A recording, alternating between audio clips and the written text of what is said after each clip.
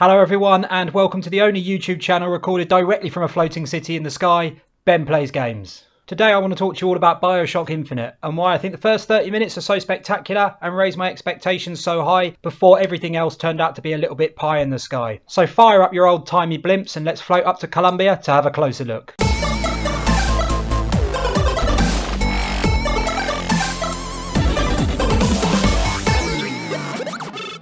To kick things off, we have an exchange between Booker and Elizabeth, where Elizabeth asks Booker if he's afraid of God. Booker replies that no, he's not, but he is afraid of her. We fade into a quote from one Arlu Tess in their Barriers to Transdimensional Travel, which reads, "The mind of the subject will desperately struggle to create memories when none exist." If you're anything like me and a bit of a speedy reader, you'll sit on that quote for a second, wait for it to catch up, and then we're introduced to the game itself. 1912 on the coast of Maine, you're in a boat. And you're not alone either. You're joined by two figures, faces shadowed, dressed in yellow. They say hello and they hand you a box. You'll later find out that these two twins are the Lutece twins, each from a different dimension, one where they're a man and one where they're a woman. And I really enjoy it, the little bit of banter you get here between them, especially the bit about kind of sitting and standing. And it's one of those comments that I think if it was me in real life would drive me up the wall. You know, are you just going to sit there? As opposed to what? Standing? Which would drive me up the wall in real life. People who answer questions like that I have absolutely no time for. But on this occasion I'm willing to give it a pass because it's quite enjoyable. The Lady Lutece hands you a box which has got your name on it, Booker DeWitt, along with an inscription saying that he was in the 7th Cavalry at Wounded Knee, which if you stop the game to read up and see what had actually happened with the 7th Cavalry at Wounded Knee, you'd know that there was a large massacre that took place. Obviously I didn't know that until I was told in the game, not only because I'm culturally redundant, but because I'm lazy. And when he opens it, there's a number of items inside, including a gun, a picture of Monument Island, where we later find out Elizabeth being held, a code, which turns out to be for the lighthouse, a picture of Elizabeth herself, and a lovely shiny key with a picture of a cage on it. Booker looks at the back of the picture, which has an instruction to bring Elizabeth back to New York unharmed, and then we get the first super duper juicy bit of info from the twins as they continue their dialogue in the background. Robert mentions to Rosalind that Booker doesn't row, and Rosalind sounds surprised because he's a strong, sturdy man, our Booker, why couldn't he row? And Robert says it again, but he puts a lot more emphasis this time on the doesn't. And when I first heard this, I actually thought that maybe it was the case that this was a time loop that was going on and on and on, and the story was happening over and over again, and that is kind of the case-ish. But regardless of whether my harebrained theory was true or not, it's a really, really nice way of kind of setting up some of the ideas again that will be coming into play later on in the game without being too overt about it. The twins drop you off and you watch them sail away before you walk up a jetty towards an enormous lighthouse, much like the first game. And when you get to the front door, there's a note warning Booker that this is his last chance and that he needs to bring whoever these people are, the girl, in order to wipe away the debt. You enter the lighthouse, the walls of which are adorned with religious phrasing, and then begin your way up to the 2nd floor where you find a map and a note. The note informs the lighthouse keeper that Booker's on his way and that he needs to be stopped. But as you'll see, that wasn't possible because when you get to the next floor, you'll see that the lighthouse keeper has come to a sticky end and will be doing absolutely no stopping whatsoever. And before we follow Booker up to the top of the lighthouse, I just want to stop and tell you how great I think this actually is. Already, just 5 minutes into the game, there are so many unanswered questions that need to be resolved. Just to list them off quickly: who is Booker and what's his history? Who are these two people in the boat? What is the lighthouse and why is Booker being taken there? Who is the girl? Why is she so important? What debt does Booker have and why does he have that debt?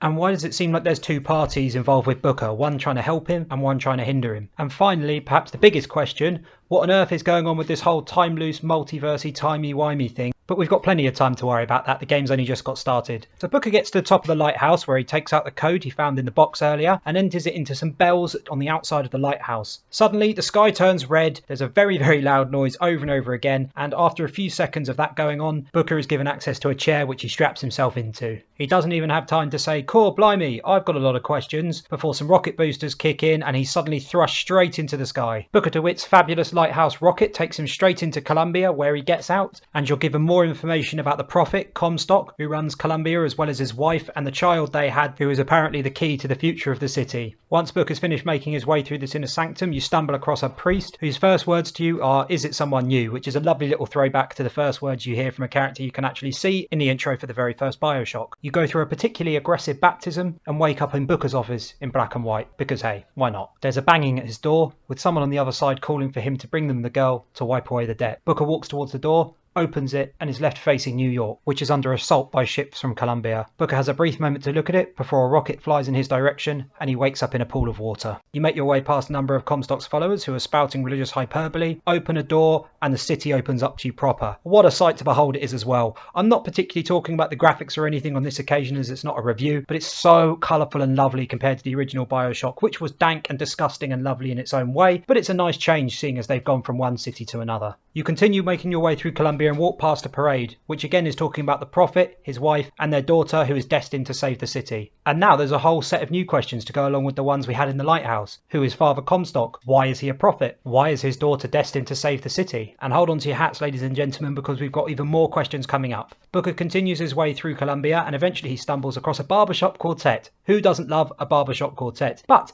this is a little bit of an unusual barbershop quartet because they're singing a particular Beatles song which definitely wasn't out at the time this game is meant to be set. Interesting. Still high on life from hearing such a wonderful rendition of a classic Beatles song, Booker continues his journey and is handed a note by a young lad. It warns him not to pick the number 77, which may or may not come into play later on in this video. Next up is a walk through the fair where you're introduced to Vigors, this game's version of plasmids from the original Bioshock, as well as the handymen which seem to be this game's big daddies, but with a little bit more of a face. And while everything so far up until this point has been great, it's been mysterious, it's been interesting, the hairs on the back of my arms and neck and head are standing up, this part lost me a little because it just feels like they're recycling stuff directly from the original Bioshock without putting enough of a twist on it to make it individual to Infinite. But it's a spectacle nonetheless, and we don't have to put up with it for long before we open a door and we find the Lutesses again. This time one of them's wearing a pretty trendy sandwich board which has a heads and tails count written onto it in chalk. You're asked to flip a coin, which you do, and just like every other coin flip according to this trendy sandwich board, it lands on heads. This event in isolation would have been weird enough on its own, but given the conversation the Lutesses were having on the way to the lighthouse as well as the two scenes preceding it, I was positively salivating at trying to work out what exactly was going on in Columbia way ahead of time. And I know you're probably getting bored of me saying it, but the revelations don't stop there either. The next thing you see is a statue, and as you look up, it turns from man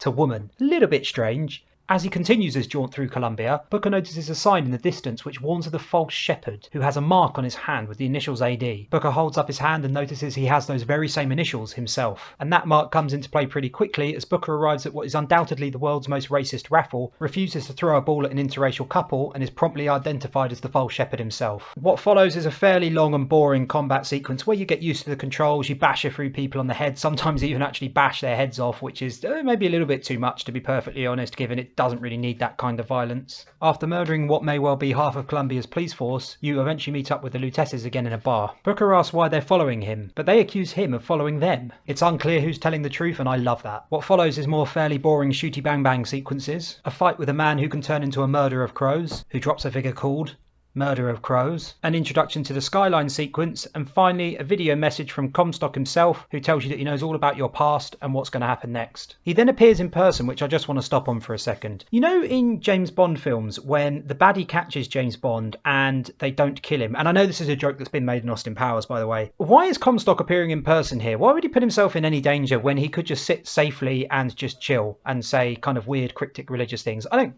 get it. It's like, yeah, fine if you want, but there's honestly no need to be doing this, mate. A lady sets herself on fire because, sure, why not? And Booker uses the Skyline system to finally reach Monument Island, where he hopes to rescue Elizabeth. Inside, there are plenty of warnings that the specimen is dangerous, with talks of quarantine, and it's made very clear only certain personnel are allowed to be anywhere near this facility. There's lots of very strange machines bursting with electricity, and it's clear they're siphoning off some kind of energy which they're using to transpose objects into similar versions of themselves, but with the colour changed. And this is mental. Imagine putting this much energy into trying to work out how to change the colour of things. You know, paint exists, crayons exist, dye exists. You can change the colour of things without any of this machinery. But maybe that's my hang up and I should just learn to live with it. Booker starts to make his way up the tower and he reaches the observation areas for Elizabeth's chambers. And you're pretty quickly shown why Elizabeth is considered so dangerous. She opens up a portal to Paris, having looked at a picture of it, and this is just another fantastic bit of storytelling that opens up a whole new set of questions. Who or what is Elizabeth? How did she get these powers? And can she turn things into any colour, or is it only specific colours? You get to the roof of the statue, you catch up with Elizabeth in person, and a tin man starts to pipe out a tune beside you. Elizabeth uses the key from Booker's box to escape the room, and you follow her down as something